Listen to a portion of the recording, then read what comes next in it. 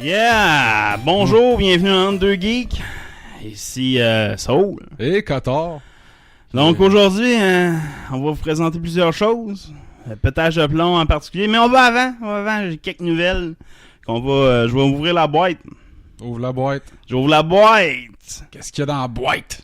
Les États-Unis arrêtent la neutralité du net. Ouais, Je trouvais ça important d'en parler. Là. Ça veut dire, à partir d'aujourd'hui, aller aux États-Unis, c'est plus tant rentable pour les forfaits Internet. En tout cas, ça va dépendre de c'est quoi tu cibles comme... tu cibles vraiment ton utilisation d'Internet. C'est qu'aux États-Unis, c'est pas comme ici, là. C'est pas c'est très fragmenté, là, les distributeurs de distribution. Là. Il y en a des centaines, là, aux États-Unis. Fait que là, chaque fournisseur va pouvoir offrir des services VIP ou... pour expliquer aux gens, c'est que les distributeurs de services Internet vont pouvoir filtrer le signal de certains sites comme ils veulent, selon les forfaits qu'ils vont offrir. Services, etc. Fait qu'ils vont pouvoir offrir, mettons, quelqu'un qui veut un Internet mais qui consomme jamais de streaming, ben, il va avoir un Internet vraiment cheap parce que le Netflix puis les YouTube tout ça vont être bloqués. Puis il va avoir juste, mettons, pour aller voir des sites de nouvelles, des affaires de même. Puis, mais ce qui est le risque de dérive que tout le monde va peur, c'est que, mettons, bloquer les torrents. Fait que, mettons, Time Warner, les peer-to-peer va être barré, mettons. Ben, ça, exact. Ou même bloquer des services complets Netflix pour favoriser ton nouveau produit que tu vas sortir. Par exemple, un compétiteur à Netflix ou un compétiteur Spotify qui pourrait être favorisé. Ou l'inverse aussi, favoriser Netflix versus d'autres compétiteurs avec des alliances entre des compagnies. Donc, c'est l'aspect insidieux de la chose parce que tu peux pas. Eux autres, ils vont publiciser les gros forfaits qu'ils font pour quand on va vous offrir tout ça, là, mais ils vont pas publiciser ce qui te filtre que tu t'as pu là. Une fois tu le découvres par toi-même. Comment ça? C'est à l'affaire, c'est lent. C'est vraiment à l'avantage des compagnies, non à l'avantage des citoyens. Je trouve ça un peu étonnant. Je trouve ça drôle que ça soit été voté par les gouvernements quand même. C'est pour certains citoyens, ça va offrir des forfaits Internet intéressants, très abordables. Ça peut favoriser le consommateur dans certains endroits, mais ce qui est plus chiant là-dedans, c'est pour les startups qui ont des services Internet. Qu'eux autres, s'ils font pas déjà faire partie des gros, ils feront pas assez de lobby auprès des câbles distributeurs pour avoir des entrées puis peut-être que ça va avantager le Canada. Peut-être avantager le Canada, on va peut-être avoir des nouveaux clients Internet qui vont passer par nous autres. Exact, parce que nous autres, c'est commandé par le CRTC, puis le CRTC, c'est pas une entité gouvernementale, c'est coller ses décisions juridiques. Tandis qu'aux États-Unis, la commission qui s'occupe de ça, c'est très politisé, c'est collé direct sur le pouvoir législatif. Fait que le président a plein pouvoir là-dessus, fait qu'il peut décider de débarrer la neutralité du net. Ici, au Canada, ça marche vraiment pas de même, puis les précédents qu'il y a au niveau juridique nous protège jusqu'à maintenant. Faudrait vraiment qu'on se fasse rentrer dedans par un ron de marée. Vive le CRTC, yeah! C'est une des affaires que le CRTC nous protège beaucoup, l'Internet. C'est rare que je vais dire ça. Tu sais, côté gérer les antennes radio, c'est de la merde, mais côté Internet, c'est pas pire. Ouais, fait que next news, cherche un peu. Encore de quoi de gouvernemental cette fois-ci. Le Pentagone a étudié les ovnis en 2007. Et 2012. Ah ouais. Avec, moi, j'ai gagné une entrevue avec Christian Page. Qui connaît pas Christian Page? Quand tu l'écoutes, ce gars-là, tout le monde arrête de parler. Tu fais qu'écouter ce gars-là parler, puis il en a parlé de ça, de cette nouvelle-là. Advanced Aerospace Threat. Ouais, yes. Juste, ce qui est drôle de Christian Page, là, c'est dans ses débuts, là, dans ses jeunes débuts, là, c'est un gars qui ressemblait crissement à l'ufologue bizarre qui fait de la radio, là. Ouais, je suis le barbu, là. Ouais. Je veux dire. Peu importe. Il était crissement. Ouais, ça ressemblait. Ça a pris du temps avec qu'il pogne de la maturité puis qu'il prenne du recul face à tout ça. Mais la nouvelle est sortie du New York Times, dans le fond. Fait que ils ont sorti même une vidéo assez intéressante. Je sais pas si t'es allé voir la vidéo. Avec l'objet qui est vraiment dark un peu. Qui va à 180 quelques mille contre le vent. Je trouvais ça super intéressant. J'adore ce genre de truc-là. Puis même Christian Page, quand il parlait de ça, il trouvait ça un peu étonnant. C'est quand même une preuve avec plusieurs témoins. Moi, ça allait étonner Vincent Dessureau. Fait que donc, c'est crédible. Vincent Dessureau. Vive le local de Québec! Non, mais il fait salut bonjour à un moment donné. Il était dans le gros salut bonjour pendant un bout. Là. Il y a du monde à Montréal qui l'ont vu. Sinon, une autre nouvelle, parce que celle-là, je veux pas trop parler du local des extraterrestres, on va peut-être perdre des auditeurs, là, peu qu'on a. Non. Si ils sont perdus, là, je m'engage à aller les rechercher un par un dans le bois. Je vais parler des extraterrestres encore. Ben oui, pour ceux qui sont fans des extraterrestres, on a tout un rendez-vous le 15 février 2018. Ah bon, je passe ce rendez-vous-là, faut croire. Tu passes ce rendez-vous-là? Je sais pas de quoi tu parles. Stargate Origins! On a la date de sortie de Stargate Origins, la série qui va sortir sur Internet sur stargatecommand.co. Donc, vive les commandites. Non, mais moi, je suis intéressé par ça. Ça fait 1 an, il y a un hype là-dessus pour moi. Là. J'adore. Je veux aimer Stargate. Je vais être critique, je vais regarder cette série-là, puis ça va être mauvais, je vais le dire. Mais j'espère beaucoup de cette série-là. J'espère que ça va me rattacher à l'univers de Stargate. Moi, je pense que ce qui a fait beaucoup la force de Stargate en rétrospective, là, c'était les acteurs qui ont formé SG-1. Là. Puis, il va falloir que le script soit là en sac, il va falloir que la qualité soit là. Faut que je pogne parce que je suis pas... moi, je pars de reculons, là. Pourtant, là, je suis un gars qui aime ça, la nostalgie, puis j'allais jouer dans ma nostalgie, mais j'ai tellement peur que ça soit pas l'auteur. Malheureusement, à cette heure-ci, j'ai regardé juste avant qu'on commence à enregistrer, puis le teaser n'est pas sorti, mais il était supposé sortir aujourd'hui, le teaser de Stargate Origins. Okay. Donc, j'ai clairement hâte de voir ça. J'ai sûrement écouté le trailer, le teaser juste avant. C'est que le premier teaser avec du contenu de la série. Avant, il y avait juste du behind the scenes qui ont sorti. Personnellement, l'actrice qui va avoir le rôle principal de Catherine va être excellente. Sérieusement, là, regarde qu'est-ce qui est sorti, la promotion de la série, là, puis l'actrice en tant que telle, si le script est bon, elle va livrer, c'est sûr. Là. Fait que juste pour ça, je vais lui donner une chance à cette série-là, et surtout à cet univers-là. Ouais, j'adore l'univers, mais j'ai hâte de voir. Fait que je reste un peu dans l'univers de Disney. Ça a été conclu jeudi, finalement, avec Fox. Ouais! Cette semaine, ils ont lancé un communiqué officiel comme quoi Deadpool 2, dans le fond, les films rated R vont faire partie de leur projet avec cette signature-là, parce qu'avec ça, ils vont avoir les droits sur Deadpool 2 en particulier, ce qui est une des grosses séries de Fox, des films importants de Fox dans les dernières années. Mm-hmm. Donc, ils vont publier Deadpool 2, puis ils ferment pas la porte d'en publier d'autres, là, des films rated R un peu. Peut-être qu'ils vont utiliser justement cette licence-là pour faire une filière plus dark qu'ils n'ont pas encore présentement. Ben là, à force de contrôler le divertissement planétaire, ils n'ont pas le choix de se diversifier. 54 billions, man! Des milliards de milliards! 10 milliards! Hey, sérieusement, Disney vont avoir quoi, 90% des films qui sont publiés par année dans les cinémas, là. Plus un channel qui va rivaliser les services de Netflix. Là, vite, tu vas acheter Pornhub et une division de porno. Là. Ça serait malade, Mickey Mouse! Moi, c'est Tinkerbell qui me titille. Tinkerbell, malade, la solide. Elle doit être tête en plus. Ouais, là, tu me laisses la cœur un peu. Tu vas la faire exploser, man. Tinkerbell qui explose. Non, je veux pas voir ça finalement. Non, oublie l'entente de Pornhub. Je continue un peu dans... Il y a une pétition qui est sortie. Parce qu'il y a une pétition qui est sortie après la sortie du film de Star Wars. Je sais pas si t'as vu ça.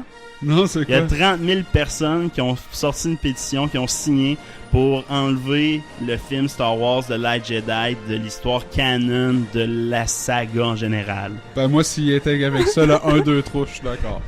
Moi, enlevez ce que vous voulez, vous intégré la première trilogie pour qu'on ait plus leur faire. C'est donc même pas de respect pour le monde qui ont travaillé sur ce film-là, tu sais. Ah, le film, là, tellement de la merde là, que je veux que tu retires ça. Moi, comme fan, là, ton film, là, je suis plus important que toi, je veux que tu le retires. Ça, c'est tellement typique de l'ère moderne, de l'Internet, c'est que tout le monde, son opinion, fouette tout, et genre faire des ouais, mais on s'en calisse, 30 000 personnes dans le monde! Là, c'est une goutte d'eau dans l'océan, je trouve ça juste drôle que le monde c'est juste que le monde sont capables de se retrouver à cette heure d'étaler. C'est ça, ils sont tous réunis, là, ça veut dire que t'as une liste de monde, tu sais, comme, moi, ceux-là, tu sais...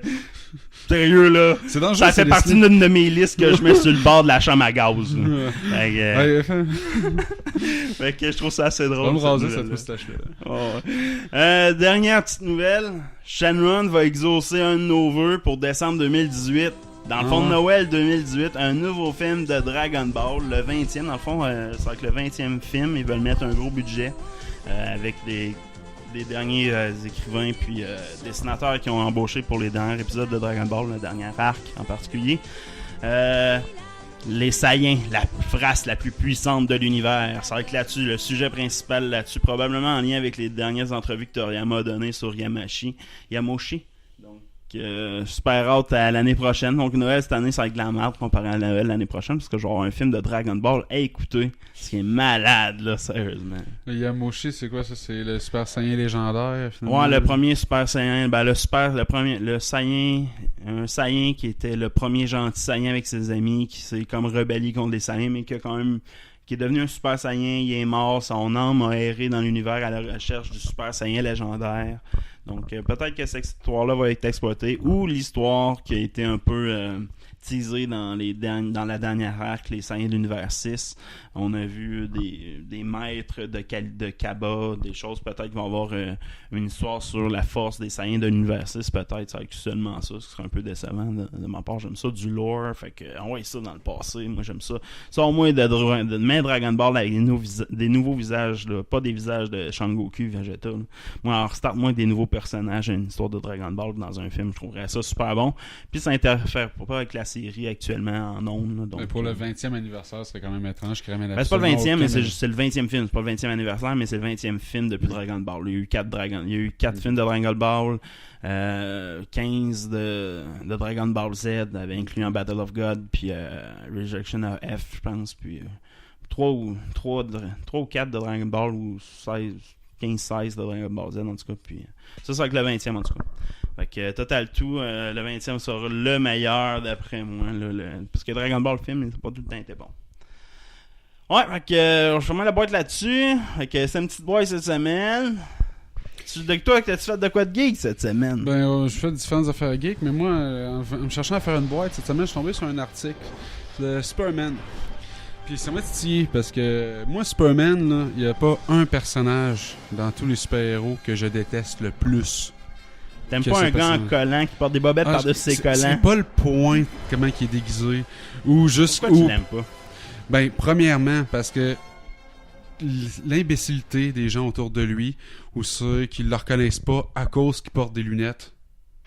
C'est impressionnant. Ouais. C'est impressionnant. C'est mais moi, c'est pas le point qui m'intéresse le plus. Moi, c'est le principe que ce gars-là a juste tous les pouvoirs au moment où c'est que l'écrivain en a besoin pour le sortir de la merde de n'importe quoi.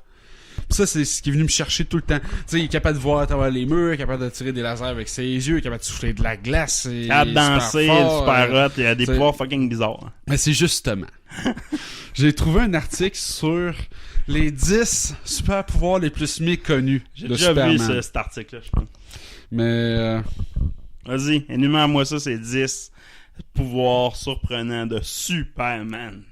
Le premier est le super ventriloquisme. Tu sais, être un ventriloque, là, parler sans bouger les lèvres, là. C'est rarement mentionné maintenant, mais c'est encore canon, semble-t-il. OK? Ça, c'était souvent utilisé pendant le Silver Age de Superman, parce qu'il y a différents âges dans Superman. Il y a le classique, le Silver, le Golden, l'ère moderne, etc. Fait que ça, c'était utilisé vraiment souvent là, dans Silver là, pour sortir de la merde. Mais à un moment donné, il se fait une marionnette de Superman, puis lui, il se porte un chapeau, puis une petite moustache, puis il faudrait faire un marionnettisme. Oh, les gens ne sauront jamais que c'est moi. Il est malade. Ensuite, il met pas tout, ok? Non seulement c'est le meilleur ventriloque du monde, ok? Mais il est capable de faire sonner le son comme ça venait d'une autre pièce. Ce qui fait pas de crise de sens, ok, là. T'es ventriloque, le son il vient de ton ventre, ok, là. Mais parce qu'il est Superman, ça peut sonner comme si ça venait du salon à l'autre bout de la pièce. Défie la physique. Asti qui m'énerve. Asti qui m'énerve, ok. Puis, autre point qui me gosse le plus, comme plusieurs types de pouvoirs, son origine n'a jamais été expliquée. À un moment donné, il avait besoin d'être ventriloque, il était ventriloque. C'est juste... C'est Superman. Super fucking man. Ensuite, c'est un super génie. Okay. Dans l'Action Comics #1, on le décrit comme un génie d'intellect. A genius in intellect. Okay. Au début, il expliquait ça à cause de ses origines. Genre qu'il était kryptonien. Mais Chris, il est arrivé sur Terre, genre, il était bébé, pas d'ancêtre, rien, là. Je veux dire, à moins que ça soit la mémoire cellulaire calice, là, ça fait absolument pas de crise de sens, ok? Mais là, comme ça faisait crissement pas de sens, il y a un écrivain, à un moment donné, dans un autre âge, qui a décidé d'expliquer ça autrement, parce que lui, il se dit, je vais mettre la logique là-dedans. Fait qu'on sait que les pouvoirs de Superman viennent des rayons du soleil. Ben, c'est un super génie à cause des rayons du soleil. Donc, okay. Donc, par extension, quand tu le crisses dans un sous-sol, il devient épais, qu'elle sait puis là, il s'en va troller sur Internet, là. Moi, c'est ça, tu les trolls sur Internet des Superman, mais qui ont juste pas accès au soleil, genre. Next. As-tu bien d'autres encore? Mais juste, tu vois, j'en ai une dizaine. C'est ça, je te dis. Puis, mais... Ça, je pourrais pousser son super génie, là. Dans Superman volume 1, numéro 162, il crée une machine à faire évoluer les cerveaux pour se rendre lui-même encore plus intelligent. Puis ça crée le Superman bleu et le Superman rouge. Ah, malade! Ils sont allés là! Malade! Puis les deux ensemble créent l'utopie terrestre. Ah ouais? Fait que... je trouve ça bon, vraiment, les Superman avec leurs idées. Mais tu sais, c'est quand même l'origine des super-héros. Fait que moi, je le déteste aussi, Superman, mais c'est à cause de lui qu'il y a des super-héros. En effet, mais bon. Je vais continuer quand même. Vas-y. Troisième pouvoir. Le pouvoir du super tricotage. Je l'avais vu, ça. Super knitting, weaving et sewing. Coudre et broder. Ça, c'est un pouvoir du classique Superman. Mais ça, c'est pas juste... Classique, effectivement. Classique pour de vrai, des années 40, ça. Mais c'est pas juste le super tricotage, c'est tout ce qui est artisanal. T'sais, besoin de faire du travail avec ses mains, genre coller de la colle chaude pour faire une petite décoration de Noël ou whatever. Lui, il est crissement bon. T'sais, il a même utilisé là, des flagpoles, là, des drapeaux, des poteaux de drapeaux là, pour tricoter plusieurs drapeaux en un giga gros drapeau, man. Ça, c'est genre un élément important d'un épisode. C'est malade. Une chance qu'il est là pour nous tricoter des drapeaux au Superman, ok, là. Puis, ils ont gardé ce principe-là longtemps parce que dans le Golden Age, là, ils ont expliqué que Superman a cousu son propre costume à partir des draps kryptoniens dans lesquels il était endrapé quand il était bébé. Ben, c'est encore canon en plus, tu sais. Ouais, mais qu'est-ce qu'il y en avait mis combien de verges de tissu à faire enrober le bébé, tabarnak? Ah ouais. Mais ça capte, c'est ça, même dans le film, je pense. Dans le film, le dernier film, je pense que la cape, c'est ça. Je me trompe pas. Mais le prochain. Le Superman Vision. Là, c'est l'histoire de Chris, là, elle m'a fait capoter, ok? Parce que c'est pas la vision de Superman, comme on dit, il va avoir une super vision. Non. On va dans le futur? Non, même pas. C'est une autre affaire, ça. Ok. C'est récent en plus, ce pouvoir-là, ok? Ça vient de Escape from Bizarro World, là, une histoire de Geoff Jones et Eric Powell, là, dans les numéros là, 855. Là. Ah. C'est vraiment récent, on s'en calisse, mais c'est ça pareil. Ça fait pas longtemps. Là. Fait qu'ils ont pas perdu la mauvaise habitude, crise donner des super pouvoirs, donner n'importe quoi. C'est qu'ils se ramassent sur une autre planète où c'est qu'il y a une étoile bleue. Mais là, comme si le pouvoir vient d'une étoile, puis que l'étoile est pas de la même couleur, ben il y a d'autres pouvoirs. Puis là, c'est dans cette histoire-là, faut qu'il aille récupérer son père qui a été kidnappé, puis qui est sur une planète autour de cette étoile-là. Puis quand il est autour d'une étoile bleue, puis qu'il regarde quelqu'un avec son regard et lui donne les pouvoirs de Superman. Fait qu'il regarde son père de façon un peu intense, puis là, son père se met à pogner une grosse roche, puis à garocher de laser avec ses yeux. T'aimerais pas ça, ce soir-là? C'est le pouvoir numéro 5, on est à la moitié. Le super métabolisme. Okay? Le super digestion. Okay? Même que dans l'Armageddon Inferno numéro 2, il prend le peine d'expliquer à Lois, que c'est pas bien de manger des frites. Okay? Parce qu'elle va pogner un gros cul. Okay. Mais que lui, il a le droit. Parce que c'est Superman. Puis lui, il va super digérer les super French fries du McDo. Ah, ça, c'est que Flash aussi a ce pouvoir-là. C'est tabarnak. Puis t'as vraiment là une image là, de Superman en train de se gaver de burgers en cave. Là, pis, comme Homer, ça plateforme pétrolière après qu'il faut dériver dans l'océan. C'est cool. J'espère que vous avez tous les référents. Après ça, comme tu l'as dit plus tôt, il voyage dans le temps, le sacrament. Okay? tout. Bon, maintenant, ça a été abandonné parce que ça foutait trop à merde pour les écrivains. Il y a juste Flash Caster qui va faire ça. Ouais, mais au moins Flash, il a besoin d'un minimum d'équipement pour faire ça. Là. Genre, il peut pas faire ça. Là. Pas genre, je vais prendre une marche dehors, je cours bien vite, puis je voyage dans le temps. C'est pas tout à fait dans le même. Il a besoin d'une espèce d'équipement, quelque chose, ok? Mais pas lui. Lui, il a besoin de rien. Lui, à un moment donné, il vole vite. Puis il va dans le passé. Ou dans le futur. Comme ça, il tend. Il peut même amener du monde avec lui s'il les enveloppe dans sa cape. Ah ouais, la cape, la cape, c'est important. T'es bébé là-dedans. Ouais, mais des épisodes, tu sais, qu'elle brûle, qu'elle déchire, qu'elle fait tout le temps la petite cape. Là. Pas quand il décide que non. Et justement, quand il décide que non, la sacrement de cape, ok? Puis, dans des épisodes, ok, là, il a même voulu aller sauver Abraham Lincoln et même aller faire brûler. Celle-là, je l'ai pas compris, mais il a essayé de faire brûler Batman vif comme si c'était une sorcière des années 1700. C'est malade. Sur un steak pis tout, là. Parce que c'était pas de chumé tout le temps, les deux, là. C'est un peu tordu, Superman. Ensuite, maintenant, 7e pouvoir. Il fait un champ de force pour protéger son costume. Ah, malade. C'est malade, hein? Malade, pour son costume, t'es pas supposé d'être... Ben là, c'est ça, parce que là, c'est plus ça. Dans ce temps-là, il décidait que c'était plus pratique, le champ magnétique. Non, mais c'est récent. Parce que là, pourquoi son costume finit pas par brûler tout le temps? Là, il n'y avait pas d'explication. Puis là, au début, c'est parce que c'était un tissu kryptonien. Mais là, le dernier auteur, là, il voulait vraiment se détacher Superman de Krypton. Il voulait que Superman ait une appartenance à la Terre. Parce que là, dans la relance, il trouvait que le monde se reconnaissait pas assez à Superman. Fait que dans le principe, il faut que Superman se reconnaisse pas. Il a mal évolué. Fait qu'il fallait abandonner les principes de Krypton. Fait que maintenant, c'est un champ de force qui protège le costume. Il protège juste le costume. Ça arrête aucune affaire qui fait normalement mal à Superman. OK? Fait, si, mettons, ça fait pas bobo au costume, mais à Superman en dessous, il va avoir un bleu pareil. OK? Mais ça protège pas non plus sa cape. Fait que sa cape, elle peut brûler parce que c'est juste un champ de force autour du costume. C'est bien important. Fuck. Ensuite, celui-là, il est cool. Not. Parce qu'il explique pourquoi personne ne le reconnaît avec ses hosties de lunettes, ok?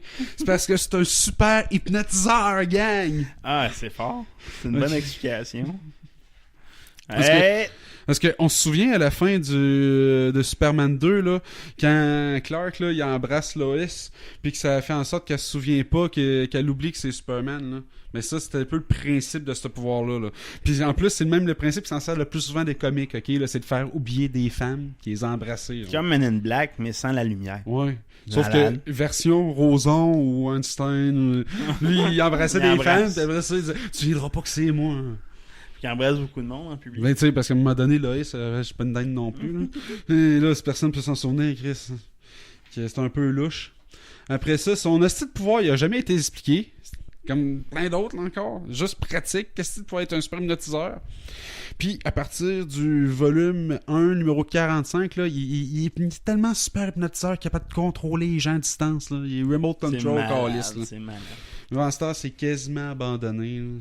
C'est juste comme un peu d'impression qu'il est capable de mettre sur les gens. Mettons. Ensuite, 9e, on achève.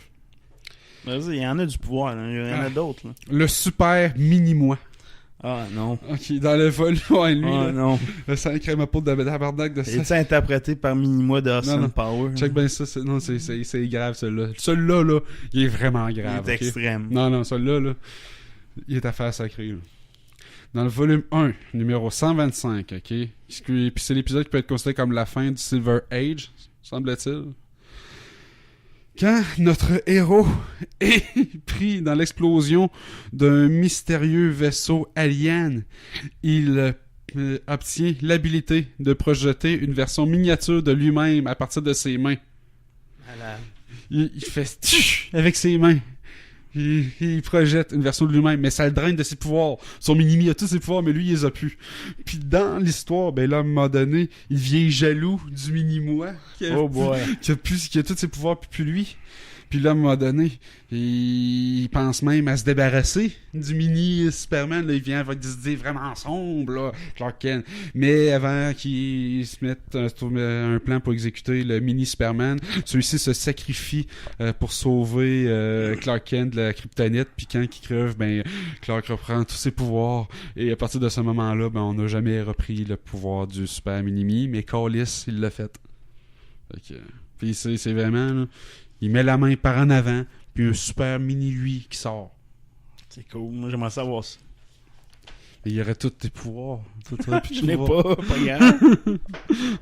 Ensuite, celui-là, il est super récent. 2015. Volume Mais 3. s'il perd tous ses pouvoirs, Numéro 38. quand il fait sa projection, il perd son pouvoir de faire une projection. Ouais. Mais là, il les a tous récupérés, ses pouvoirs, quand le Mini-Me s'est sacrifié. Pour... C'est beau. Ok. Dernier. Le dernier. Récent, 2015. Eh boy. Volume 3, numéro 38. Dans un combat désespéré contre le puissant Ulysse. Avec un S. Rien. Il devient fâché noir. Rien fâché. Ah ouais, c'est quelque chose là, qui a jamais été fait dans tous les comics, là, dans toutes les histoires. Là. Tu sais, tu vas tomber des nues, ok? Là. Il devient fâché noir. Là. Puis là, il y a comme un aura rouge qui vient autour de lui. Là. Puis là, il explose tout autour de lui, là, comme une explosion nucléaire.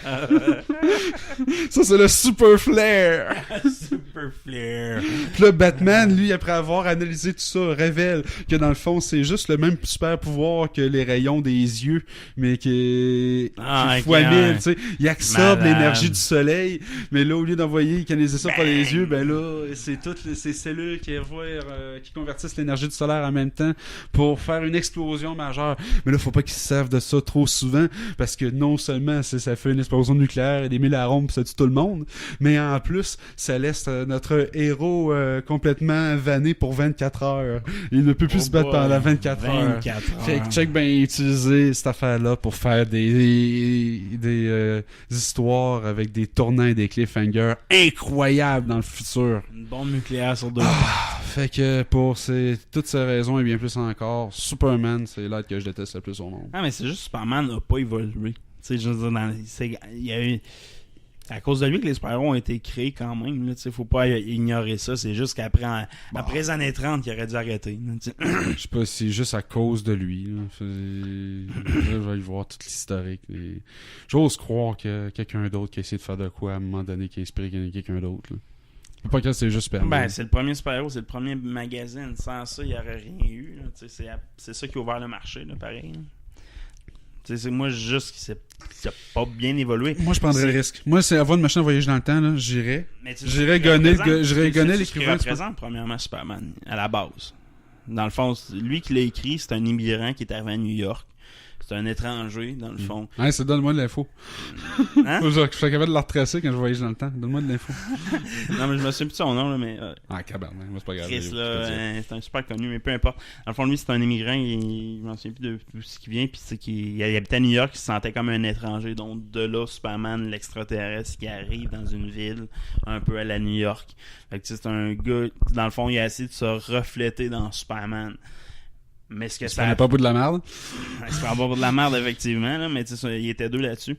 Dans le fond, mais c'est que les super-héros ont tous changé vers moi, il faut que je m'identifie à cette personne-là. Puis, tu sais, dans le temps de l'immigration, au début du 19e siècle, dans le fond, au début de 1900-1910, il y a eu beaucoup d'immigration à New York, fait que beaucoup de monde se reconnaissait dans Superman. Mais c'est sûr qu'un bonhomme des années 20, qui est basé avec les cultures des années 20, a mal évolué, là. Tu sais, c'est la meilleure évolution des héros, c'est avec Spider-Man. C'est les enfants qui s'identifient à Spider-Man, un gars qui est un peu un rejet de la société, pis tout ça. Puis ça va vieillir bien, parce que toutes les générations, ils ont ça. Mais tu sais, des fois, des vagues d'immigration massive, tu vois pas ça dans toutes les époques, dont tu t'identifies pas beaucoup à ce personnage-là. Puis à cause de ça, ben il a mal évolué. Il y a pas beaucoup de monde qui ont porté beaucoup d'amour à ce personnage-là. Ça a fait des pouvoirs bizarres. Il y a aussi un point, c'est que tu sais, Superman, c'est comme un dieu qui essaie de se faire passer pour un humain. C'est le gars qui a tous les pouvoirs puis il essaie vraiment de son gros possible pour faire passer comme un être banal. Tandis que 95% des autres héros, c'est des autres héros, c'est le contraire. C'est des gens qui sont complètement normaux, mais qui essayent de devenir des héros dieux. récents, là, parce que l'ère de Superman, Green Lantern, c'est quelqu'un qui reçoit des pouvoirs d'un extra. Il y a beaucoup d'héros qui sont comme pas associés à des. C'était un peu le défaut de DC comparé à Marvel dans cette époque-là. Il y a à part Batman, ils ont pas. À part le seul Batman qui était super attachant, à cause que tu étais capable de t'identifier, mais encore là, pas tant que ça. Un homme super riche. Tu es une clientèle cible, mais tandis que dans Marvel, il y a beaucoup plus de clientèle grand public, je trouve, pour les super-héros versus DC. Mais DC ont essayé de faire des changements là, dernièrement, là, mais pour les rendre plus accessibles. Mais... Je prendrais le risque quand même, moi. Si je peux voyager dans le temps, là, je retrouve le gars, là, puis je casse les mains. Non, pas moi, je fais pas ça. Je casse les mains. Je fais pas ça, sinon, tu sais pas ce qui se passe. Ouais, prends une chance. Avec moi, qu'est-ce que j'ai fait de geek? J'étais allé voir Star Wars, les derniers Jedi. Oh boy! Ouais, fait que je vais faire l'aimes-tu ou tu l'aimes pas? Là? Je vais faire un genre de review sans spoilers ou presque. Je vais peut-être faire un ranking aussi d'où c'est que je peux le placer versus les autres films, puis pourquoi surtout. Donc, mes premières... quand je suis sorti du cinéma, j'ai sorti avec une bonne expérience de cinéma. Donc j'ai aimé le film, c'est un 2h30, 2h20 de cinéma, quand même fucking long à écouter, 2 heures, mais ça passe fucking vite. Il y a des twists tout le long du film. Puis tu sais, c'est un film qui passe vite, puis c'est un très bon science-fiction. C'est pas un très bon Star Wars pour moi, personnellement. C'est pas un Star Wars que je peux mettre dans mon top 4, même top 5 films de Star Wars sur 9. Donc ça fait partie de la moitié faible des films de Star Wars qui sont sortis sur grand écran pour moi. Pourquoi? Ben, c'est un film, premièrement, pour moi Star Wars c'est quoi? C'est un film qui est... Star Wars pour moi c'est un univers qui est riche en information, riche en héritage. C'est tout le lore qu'il y a autour de cet univers-là qui rend le film, qui rend la série intéressante. Pour moi, c'est ce qui rend le film geek, dans le fond, c'est qu'il y a beaucoup de lore à exploiter, à discuter, faire des théories. Ça a été ignoré par Rian Johnson ou quelqu'un au-dessus de lui, quelqu'un qui a pris les décisions sur la direction de ce film-là, parce que le film brise toutes les questions, toutes les théories qui ont été faites depuis la sortie de Force Awakens sur tous les sujets importants. Toutes les questions. Ils n'ont pas laissé une question genre « je vais satisfaire du monde ». Non, je t'ébrise toutes les questions puis je fais chier tout le monde qui ont posé ces questions-là. C'est exactement ça que le film fait, c'est qu'il débâtit la culture, le hype qu'il y a autour de la série, autour du sujet Star Wars. C'est-tu vraiment ça? Ou, ben là, je me fais juste l'avocat du diable, là. C'est pas un débat. Peut-être que c'est justement parce que les gens pensaient tellement avoir tout compris, puis que c'est tellement pas ce qu'ils pensaient que ça allait être, qu'ils se sentent insultés. Non. Vraiment pas. Non, c'est ça, je te dis. Ce film-là, ils font exprès pour te le dire, là. Les scènes sont clairement fait. Cette question-là, c'est ça la réponse à ta question, puis fuck you. Là, ils ont bien dû se garder du jeu pour le prochain film. Ils se sont gardés du jeu pour le prochain film, mais d'après moi, si Carrie Fisher aurait été en vie, il y aurait une suite logique à ce film-là, parce que le focus est Carrie Fisher à la fin de ce film-là. C'est elle qui va sauver... qui va réunir une nouvelle rébellion, mettons. Tout est focusé sur elle. Fait que là, je vois pas comment ils vont pouvoir... Le film, la direction de l'histoire va devoir changer radicalement. Elle est même pas morte à la fin du film? Non, sans spoiler personne, non, elle est pas morte à la fin du film. Okay. Puis, c'est ça, puis... C'est une des seules. Mais dans le fond, tout va baser sur elle. Fait que d'après moi, ils vont faire un jump dans le temps, là, parce que je vois pas comment ils peuvent faire la suite du film, mettons, quelques semaines ou quelques mois après la fin de l'épisode 8. Rian Johnson ne devait pas avoir le mandat de scraper la trilogie au complète. Là. Je veux dire, il va avoir une vision globale, que ça s'en allait. Je vais revenir là-dessus sur comment que ça a été créé là, à la fin. Mais dans le fond, Rian Johnson avait le plein contrôle sur l'histoire. Là. Il n'y avait pas de superviseur, mettons. Il n'y avait pas personne au-dessus de lui, mettons, pour prendre des décisions sur... En tout cas, il y avait la liberté de faire de son plan, film. Genre, à la fin, dans le troisième film, on veut tel bonhomme, tel bonhomme. Je pense que non. Sérieusement, la façon que tu écoutes le film, c'est comme moi, non. Il a peut-être pris même les décisions sur genre ça. C'est de même que genre on va expliquer ça. Là. C'est ça que je trouve bizarre. Là. C'est pas. c'est pas une décision commune. D'après moi, c'est vraiment lui qui a pris la décision, puis il a eu cette liberté-là d'aller jusque-là. Là. D'après moi, c'est ça qui est arrivé. Une des raisons, non, c'est pas juste ça aussi pourquoi je déteste ce film, c'est pas non seulement il brise toutes les questions, les théories, il m'enlève du contenu à exploiter dans des vidéos, whatever. C'est pas à cause de ça que j'aime pas le film non plus. Ben que j'aime pas. J'adore le film comme un film de science-fiction, mais j'aime pas le film de Star Wars. Ils ont pas réussi à identifier c'est qui Luke Skywalker non plus. Tu reconnais même pas Luke, là. T'sais. Mark Hamill dans ce rôle-là, il est super bon, mais c'est pas Mark Hamill dans le rôle de Luke Skywalker qu'on a connu dans l'épisode 4, 5, 6. Ouais, j'espère.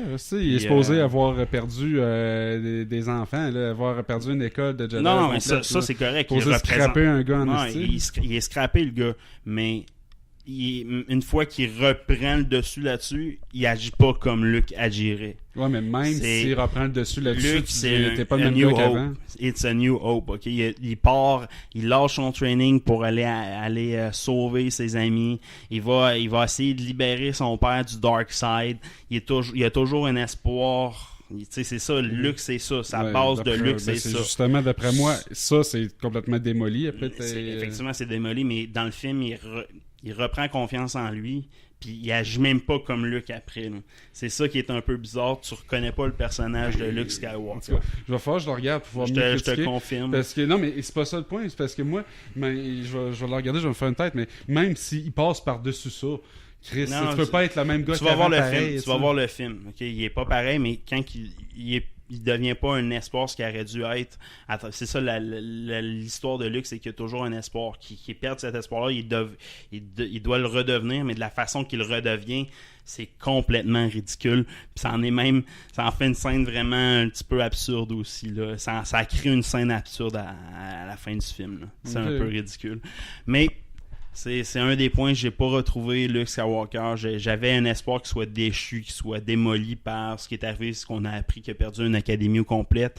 Mais j'avais espoir de le retrouver dans son évolution, retrouver le Luke Skywalker, ce qu'ils n'ont pas décidé de faire.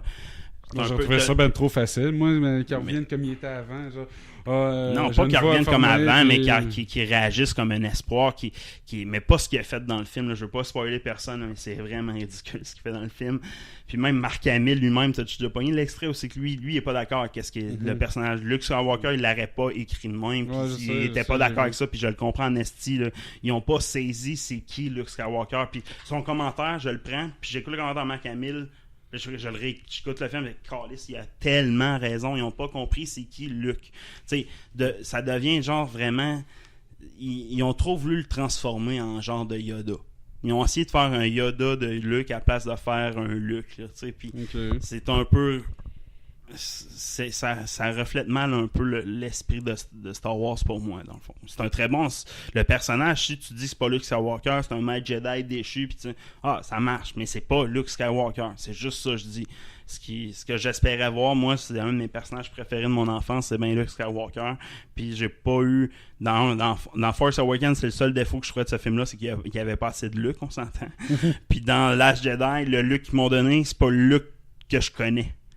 Tu sais, c'est un peu la frustration que t'as comme fan des anciens Star Wars, c'est que t'en retrouves pas t'as perdu Han, t'en retrouves pas ton Luke, tu sais que tu vas perdre Carrie Fisher d'une façon X s'ils le font pas en CGI là. Ouais. Fait que t'en retrouves pas Luke Skywalker, ce que je trouve un peu un défaut de l'écriture du film. Ils l'ont mal écrit. Puis ils ont pas seulement mal écrit ce personnage-là, mais ils ont un nouveau personnage, Rose Tico. Dans le fond, un ingénieur de la Nouvelle Rébellion là, ou la Résistance pour l'instant. Puis, dans le fond, la façon qu'elle est introduite, là, elle tombe sur Finn par hasard dans un couloir, puis elle dit « Ah, j'ai trouvé une façon de contrer, genre, leur radar. » En tout cas, elle sort de nowhere, c'est un ingénieur low level qui n'est même pas dans les chefs ingénieurs. Okay. Puis, elle connaît toutes les solutions, puis elle a un plan. Puis, elle, premièrement, c'est elle qui amène tout le jugement envers notre société, parce que le film est il y a un méta une méta-narration au film qui porte un jugement sur notre société, puis elle la met tout ce côté-là, là, puis c'est tellement... Elle tape ses nerfs. Elle tape ses nerfs tout le long du film, ils l'ont mal écrite. Il y a une histoire d'amour avec Finn qui sort de nowhere dans le film aussi, entre ce personnage-là puis Finn, dans le fond. Je pensais que Finn c'était plus orienté vers c'est ça, exact. Dans Force Awakens, il y a comme un build-up entre lui et Rey, puis une genre de dualité, genre entre Rey veut sauver Finn veut sauver Rey. Ouais, c'est ça, exact. Il m'attendait un build-up là-dessus, finalement, pas tant. Genre Finn, oui, veut sauver Rey, mais à travers ça, il y a comme une histoire d'amour que moi, en tout cas, je l'ai juste vu une fois, donc je l'ai peut-être, c'est moi qui étais con, mais il y a genre un moment donné, paf, ça sort de nowhere, puis elle avoue que je t'aime, puis ça sort vraiment de nowhere, puis elle amène tout le côté aussi, la vente d'armes, là, c'est pas juste les méchants, c'est les gentils aussi qui font ça, vendent des armes, puis il y a une société c'est une société de capitalistes, c'est vraiment une critique des sociétés capitalistes qu'elle emmène dans le film. Que je suis d'accord, Star Wars, il y a toujours une histoire politique en arrière, mais c'est caché, c'est l'Empire représente les Allemands dans les années 50, tu sais, je comprends ça, mais là, c'est même pas genre, je te cache un message, je te le dis en pleine face, le message, le capitalisme, c'est mal, regarde ce que ça donne, puis je te le pointe avec des images, là, genre claires là-dessus. Star Wars, pour moi, c'est pas une critique aussi claire que ça. N'importe quel art devrait pas critiquer, genre, il devrait, à moins que ce soit un documentaire, tabarnak, mais si tu veux me faire une critique de notre société, fais-moi là avec des métaphores, des affaires de même, fais-moi pas des messages clairs. Puis tabarnak, il y a même dans le film là, l'autre affaire, méta-narration, les Borg, qui ont carrément, la nouvelle petite créature qui utilise la force, qui a des jouets pour enfants qui a été faite là-dessus, c'est vraiment une créature de bébelle. Elle ne sert à rien dans l'histoire. Et c'est seulement un accessoire. Juste au moment que Chewbacca arrive pour en faire griller un sur le feu, puis il y a comme un genre de message comme quoi la viande c'est mal, vous deviez devenir végétarien. C'est le seul message qui est passé avec ces bords-là. Ça sert fucking à rien, d'un, cette scène-là, puis de m'en parler, puis deux, pourquoi tu fais autant de promotion sur une créature qui sert à rien dans l'histoire de Star Wars en tant que telle, excepté faire une critique sur notre société, qui est crissement même pas une critique sur notre société, c'est une opinion de choix de vie de calice. Fait que ça m'énervait en esti, cette scène-là dans le film. Fait que t'as pas aimé grand-chose, ce film? Au contraire, j'ai aimé. C'est la première scène de bataille, la première scène... on pourrait diviser le film en 3 chapitres. Puis le premier chapitre, c'est la nouvelle rébellion. La résistance se fait attaquer quelques semaines après Force Awakens dans leur base principale, puis sont obligés d'évacuer cette base-là. Okay? Le film commence comme ça, puis l'évacuation de la base, là, c'est incroyable. Là. Le graphisme, l'histoire même du combat, avec Poe qui confronte les commandements de Leia pour essayer de réussir à faire sauver l'armée. Les gens, il y a des nouveaux bombardiers qui sont apparus, qui sont super cool à voir, là, les effets spéciaux, les cruisers genre impériaux qui tirent des gros rayons. La première fois qu'on voyait ça vraiment dans un combat spatial, c'est un des meilleurs combats spatials de l'histoire des Star Wars. Le premier chapitre m'a hypé sur le film. Tu sais, t'écoutes le premier chapitre du film, ça va vraiment dans la bonne direction. Tu sais, le premier chapitre du film est super bon. Même que je pourrais dire, la moitié du deuxième chapitre avec Luke et Rey, c'est super bon. Ça je gâche par après un peu.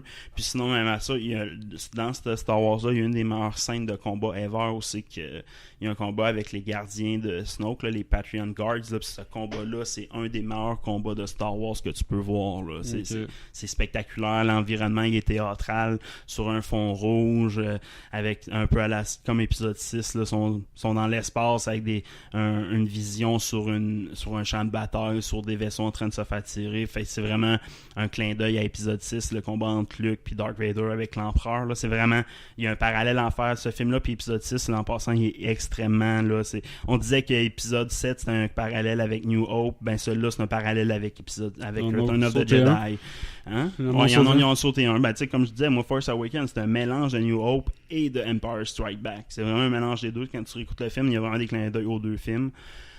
Je m'attendais un peu plus de focus sur Empire Strike Back, un hommage à Empire Strike Back, ce qu'ils ont commencé par. Ils font un escape de la base principale, c'est la même affaire dans l'épisode d'Empire Strike Back. Ils s'enfuient de Hoth, mais là, ils s'enfuient de nos planètes.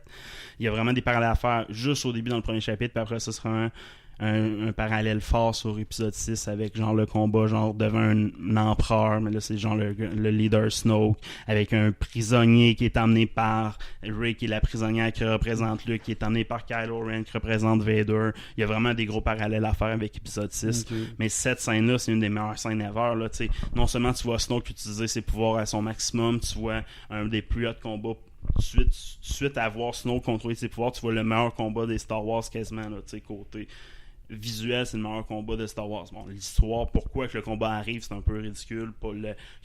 La fin du combat est super surprenante, là, c'est pour ça que j'ai donné, mais le combat, il n'y a pas un build-up à ce combat-là comme, mettons, Luke versus Vader, c'était l'épisode 6, il y a un gros build-up de plus de 3 films sur ce combat-là, là. Mais celui-là, c'est pas le gros build-up, mais la scène en tant que telle est exceptionnelle, là. C'est une scène à voir, puis que je recommande à tous d'écouter le film juste pour les scènes de combat aussi, là. Même, je te dirais même que la Battle of Crait, dans le fond la dernière bataille du film, est super visuellement, c'est super beau.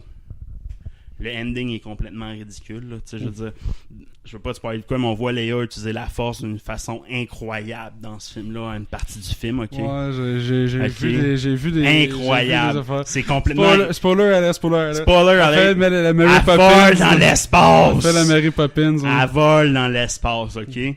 C'est un pouvoir incroyable. À la fin du film, ils ont des roches à déplacer, puis elle le fait pas. T'sais, je veux dire, il y a de quoi qui marche pas là, dans l'histoire, dans le storytelling. Tu montres Léa qu'il y a des astis de gros pouvoirs, puis à la fin du film, ils ont besoin d'une genre des petits pouvoirs de merde que Luke est capable de faire au début, mais Léa les fait pas. Fait que genre, on est dans la merde, il y a des roches qui nous bloquent. Comment qu'on va faire? Là, genre Léa là, je sais pas, on va mourir. Fait que c'est un peu ridicule, ça marche pas, elle a eu tant de pouvoir une partie du film, là, après elle les a pu. Ça n'a pas de sens, ça n'a juste pas de sens. C'est Rey finalement qui est sauve, évidemment. C'est Rey l'héroïne du film. Fait que Léa, tu sais. Fait que c'est un peu ridicule donc qu'elle ait des pouvoirs à cette partie du film, puis après elle les perd. Un petit peu ridicule aussi. Mais tu sais, en même temps, dans l'espace, tu pèses rien. Fait que t'as juste besoin d'un petit peu un de autre force. Spoiler alert, là. Un autre spoiler alert. On voit Luke utiliser la force d'une façon encore... Il y a deux... Léa qui utilise la force dans l'espace, c'est ridicule, mais on voit aussi Luke utiliser la force d'une façon vraiment ridicule. Il fait une projection intergalactique de lui-même. Puis c'est complètement ridicule. Je l'ai vu, genre, tu vois, une fraction de seconde, puis je l'ai dit à ma blonde dans le cinéma, là. Tu sais, c'était même pas genre un punch pour moi, puis tout le monde... C'était supposé être un punch du film, c'est pas un punch du film. C'est vraiment raté aussi. Quand tu vas voir le film, là, c'est vraiment ridicule. C'est pas pour l'utilisation de la force que tu vas voir ce film-là, c'est pour voir le combat. Puis la scène, les deux scènes de batteur sont vraiment bonnes. La scène de combat de Jedi est super bonne. C'est le storytelling du film, la mata donnée. Tu sais, il explique l'origine de Rey, puis c'est de la merde la réponse. Snoke, ils répondent pas à la question. Knight of Ren, il s'en calisse. Toutes les affaires intéressantes de Star Wars, du lore Star Wars. Plasma, elle était cool, hein, cool. Il sent tabarnak. Il sent tabarnak. Ouais, la séquence de combat contre Finn, c'est pas il intéressant. sent tabarnak. Ah, c'est triste. Puis après ça, le futur d'elle, on sent tabarnak. Ils ont tout scrappé ce qu'ils avaient buildé dans Force Awakens. Il aurait pu être finir la trilogie avec ce film-là, ça aurait plus fité. C'est surprenant que Disney n'ait pas revisé le script. C'est pas surprenant. Il y a une scène à la Disney où c'est que tu vois un enfant qui a écouté une histoire sur Luke Skywalker puis qui commence à utiliser la force. C'est vraiment un genre de... Tout le monde peut utiliser la force. Okay. Puis il y a vraiment... petite morale au film, c'est que c'est avec une génération future, à cause des histoires de Luke, etc., qui ont entendu, qui sont inspirés par ça. C'est ça la génération. Il attire les enfants comme ça, c'est du Disney tout craché, là, à lier un enfant à une histoire. Là. Fait qu'ils ont vraiment... C'est ça qu'ils ont fait, là. Fait que moi, prédiction, épisode 9 va contenir un caractère, un personnage enfant qui voit qu'un héros. Sérieusement, c'est du Disney tout craché. Ce que je déteste pas comme sci-fi, c'est juste pas du Star Wars. Star Wars, c'est fait pour lier toutes les générations, les vieux, les moyens. Puis ça, ce film-là est vraiment fait pour les enfants. Puis c'est pas grave. Moi, je suis quand même enfant. Je vais triper sur tous ces films-là, mais ils pourront jamais battre la trilogie originale à cause de ça. Tu me dis, c'est Disney, sûrement c'est Disney, mais Disney, ils ont fait quand même Force Awakens, puis ils ont fait Rogue One, tu sais, je veux dire... ça va dépendre de qui va diriger des films. Non, mais ça, je te dis, mais tu sais, dans Rogue One, là, quand ça allait pas comme du monde, il y a quand même eu des assinages avec les réalisateurs, ils ont changé des directions, ils ont changé du script, c'est surprenant, je trouve, qu'il ait permis qu'ils scrapent autant d'affaires, tu sais. L'histoire aurait pu être la même affaire en disant, ben ça, tu scrapes pas ça, tu gardes ça. Ouais, je suis d'accord. C'est surprenant qu'il ait accepté ça. Ou une autre affaire, spoiler alert, il y a comme une relation, c'est que Rey et Kylo sont capables de se parler à travers la force, ok? Ils vont parler à travers la galaxie avec la force. Puis là, t'apprends un moment donné que c'est Snoke qui a établi ce lien-là, ok? Spoiler alert, Snoke peut plus réaliser ce pouvoir-là assurément. Puis ça continue quand même. Il y a des affaires qui sont expliquées puis sont contredites à travers le même film. Mais c'est ça qui est juste déclenché, ouvert un canal. Puis... Ouais, je sais, mais c'est juste des choses qui se contredisent à travers le même film. C'est ça qui est bizarre. Tu vois vers où ils s'en allaient, puis ils ont essayé de mettre trop de twists. C'est comme si tu vois un film, mon film, j'ai ça comme histoire, mais mon film... Je trouve qu'il n'y a pas assez de twists, j'ai pas assez de surprises, fait que j'ai essayé de mettre des twists un peu partout dans l'histoire juste pour surprendre le monde tout le temps. Puis c'est vraiment un film qu'ils ont fait comme ça. Ça donne un très bon film là, en tant que tel. Moi, je trouve que c'est un film avec beaucoup de twists, c'est bon, mais c'est pas Star Wars. Star Wars, c'est une narration, c'est comme Lord of the Rings, c'est pas ça qui compte, c'est pas les twists qui est important pour moi dans un film de Star Wars. Fait que ta note finale, est-ce qu'il faut un 3 étoiles sur 5. 3 sur 5. Ouais, c'est ça. T'sais, si je cote la note 4... de passage, ben juste. Ben, tu sais, je donne 4, 5, 6. C'est des 5 sur 5 pour moi. Pour moi, c'est des classiques. Après ça, je mets Rogue One, Force Awakens, puis Revenge of the Sith dans la même catégorie, dans le fond des 4 étoiles.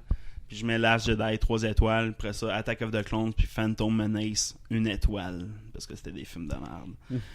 Fait que pour moi, mais c'est un super bon film. Je trouve que c'est juste qu'ils n'ont pas pris l'avenue que beaucoup de monde. Puis juste une petite note. Un des grands YouTubers de Star Wars, là, Dashstar, pendant le film, il écoutait le film, puis il s'est dit, moi je fais comme Luke dans le fond, je pars en exil. Il a tellement détesté le film, puis ce gars-là c'est un passionné de Star Wars, il a tellement détesté le film qu'il s'est dit pendant le film qu'il arrêtait de faire des vidéos sur Star Wars à partir d'aujourd'hui, pendant qu'il écoutait le film. Puis j'ai écouté son vidéo hier là-dessus. Puis sérieusement, tu sais, genre tout ce qu'il expliquait, je suis comme Chris, il a raison, tu sais. Il arrête là? Non, il arrête, il fait plus de vidéos, il a lâché son Il choisit un autre. Il va essayer. Il sait pas ce qu'il va faire. Son channel va rester ouvert, mais il sait pas ce qu'il va faire. C'est sa vie. C'est sa vie, tu sais. Lui, il a perdu toute sa monétisation à cause de son intro qui était. En tout cas, c'est un des gars qui s'était fait voler son intro. Là. Puis il a perdu bien d'argent à cause de ça, puis ça l'avait découragé. Après ça, Rebels, depuis la fin de la dernière saison, c'était vraiment décevant. C'est vraiment pris une direction plus kid aussi. Puis la saison actuelle, sérieusement, il y a 2 épisodes de bons sur 6, puis les 4 autres, c'est vraiment de la crap comme épisode. Fait que lui, il a arrêté de faire des reviews, puis là, il a écouté le film, il fait ouais, ça va dans le même sens que Rebels, puis je suis d'accord avec lui, tu sais, depuis 1 an et demi, 2 ans, là, ça a vraiment changé de cap, Rebels. Les 2 premières saisons, c'était bon, t'allais vers du dark, ils vont aller vers un contenu plus adulte, puis finalement, non, ils ont recommencé du contenu plus pour enfants, tu sais, ils s'assument pas dans du contenu dark, ce que Star Wars devrait être à un certain niveau, tu sais, Star Wars, ça peut pas juste être de la lumière. Star Wars, c'est le light, le dark, puis faut que tu l'explores le dark. Puis moi, je m'attendais à ça un peu. Qui raccroche ses lightsabers. Il raccroche son lightsaber, puis Dashstar arrête Star Wars. Fait que pour ceux qui veulent nous suivre sur Twitter, j'ai fait une publication officielle de tous les meilleurs films de Star Wars, les meilleurs films pour moi, les meilleurs combats de lightsaber, les meilleures batailles spatiales ou d'armée, les meilleurs moments de force. Donc vous pouvez voir que oui, le film, c'est pas un film de Star Wars, mais il contient des éléments super intéressants à travers toute la saga de Star Wars. Fait que, prochain coup, quand tu l'auras vu, on ira plus dans les spoilers critiques, là, parler de comment tu réagis, là, mais tu vas voir, c'est un film qui est... Faut que tu t'attendes à un film de sci-fi pour un film de Star Wars. Là, tu me mets la barre tellement basse que je vais revenir de là, je vais dire, c'est un assez bon film. Ah, c'est un assez bon film, non, mais il y a des personnages qui ont mal été écrits, puis c'est vraiment la méta-narration qui te juge tout le temps. Là, tu manges pas de viande. Les gars, c'est tout de la merde. Vous écoutez pas le règlement. Vous êtes trop sauvages, trop agressifs. Les filles, on est gentilles, bonnes, sages.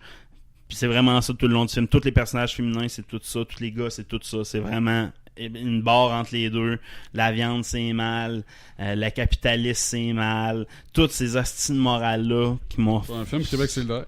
Ah, c'est un film...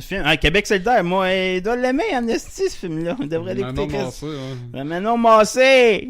Bon. On va dire. Fait que je vous restarte la toune de Noël pour finir ça. Ciao! Ciao!